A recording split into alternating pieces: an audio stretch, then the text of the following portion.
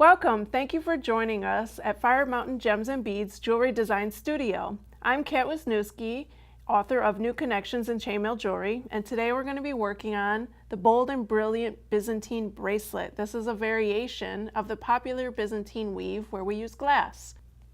What you'll need to get started is some large jump rings, some medium thick jump rings, and some medium thin jump rings, and of course your glass rings. These are two-sided glass rings which make the bracelet really fun. Let's get started.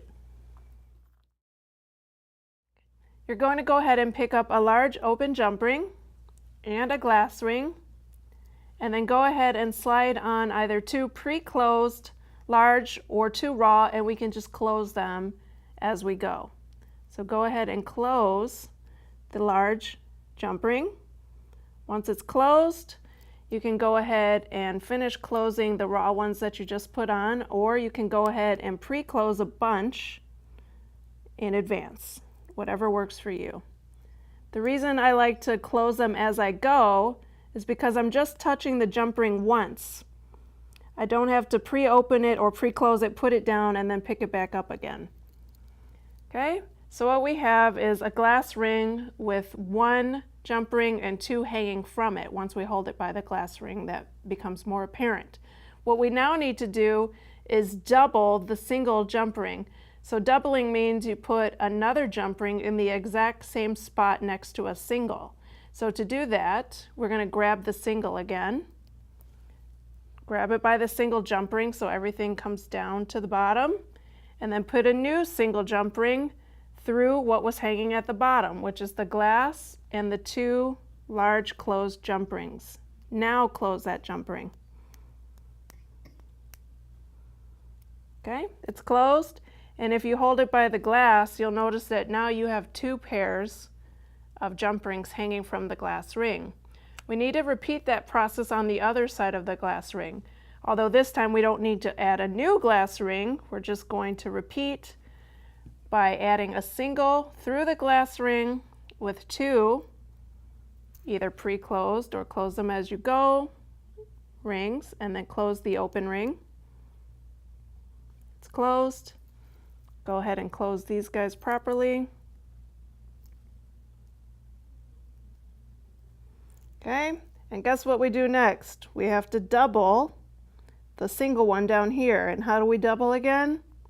We go ahead and grab the single and then go through only what's hanging, so the glass ring and the two pre-closed rings. So very gently get through that glass ring and the two pre-closed rings, and then close that jump ring.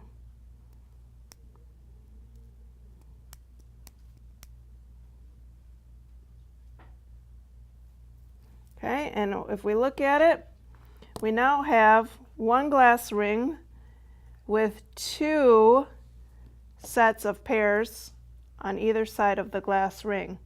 And we have to make a bunch of these units. For an 8-inch bracelet, you need about 9 to 10 of these completed units. However, for your very ends of the bracelet, you actually only want to do half of the connection. So what that means is I only need a glass ring with two pairs on one side for each end of my bracelet. So let's go ahead and do that prep work.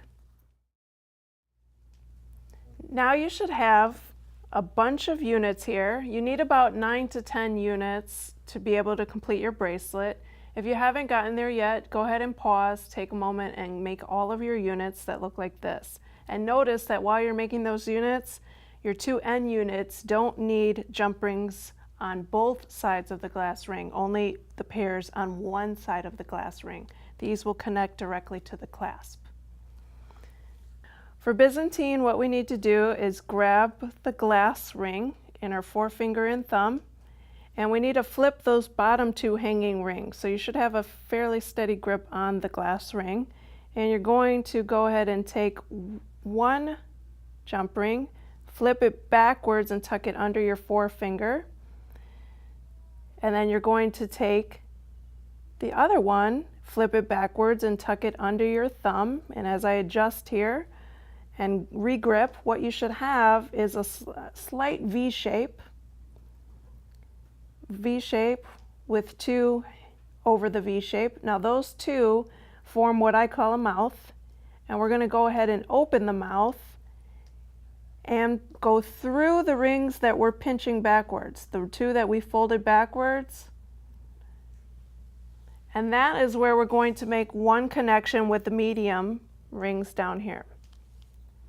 But before we can do that connection, we actually also have to have another unit already prepped and ready for us to connect it to, because these all have to connect together.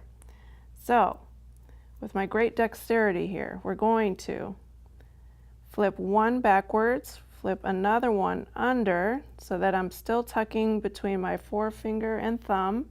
I've created that V shape, and that mouth, it's hanging out over here, that mouth needs to be opened. And we need to go through the mouth.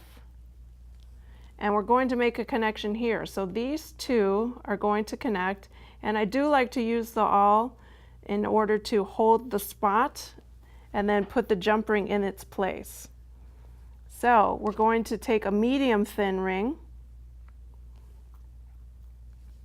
and adjust it so you have a good grip, and very carefully hold it on the awl and very carefully dig in through exactly where we decided we're going to connect it.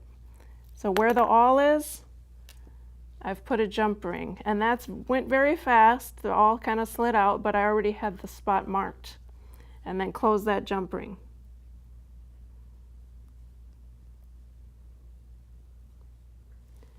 Okay, what we have now is two connected units. Now we're going to fill in that space a little bit so that it's a little bit more dramatic and we can kind of get a funner type presentation in that connection. So what we're going to do is grab another ring, another medium ring, and we're going to go through the same exact place. In order to get through there, you can use the awl again, or what I like to do is go through half first, this half unit first. Make sure I'm through there, let it go, and then bring up the other unit and bring it towards it and then dip through so that I've ended up in the same exact spot. And then I want to close that ring. Oop. Okay. And we're almost there. We're going to actually repeat with the thin ring on the other side.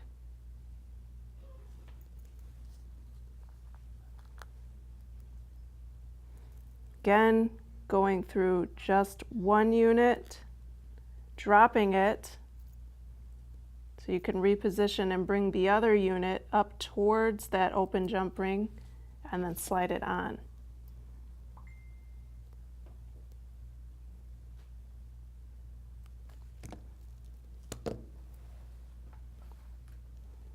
And there we've made a connection. Now you have to repeat. You need to go ahead and do that for the entire length of the bracelet, including the ends. The ends will just connect here and then on the other side, and then we'll be able to put our clasp on. Now that you've completed your desired length, you can go ahead and add your clasp on. You're going to need a medium jump ring. Open it up and go ahead and slide it through the glass ring and slide your lobster claw on.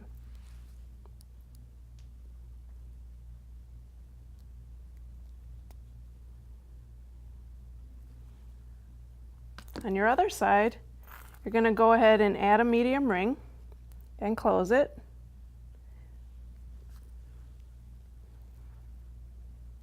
And then finally, we want one more slightly larger and thicker ring so that the lobster claw has something sturdy to hook onto. And you can also thicken this ring if you like by doubling it.